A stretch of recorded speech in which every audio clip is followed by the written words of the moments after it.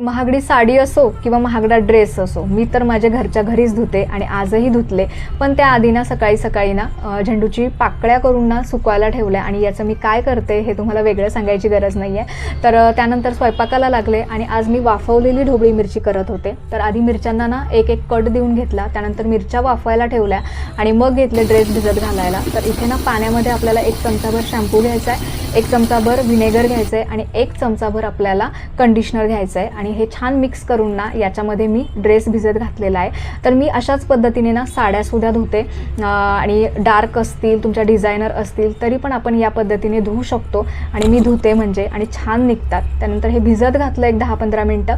त्यानंतर मग मसाला करायला घेतला. मसाल्यामध्ये शेंगदाणे, खोबरं आणि डाळवं घेतलेलं आहे भाजून आणि आवडीनुसार मसाले टाकले, लसूण, कोथिंबीर आणि जिरं टाकलेलं आहे बारीक करताना आणि हे सगळं छान मिक्सरला बारीक करून झालं.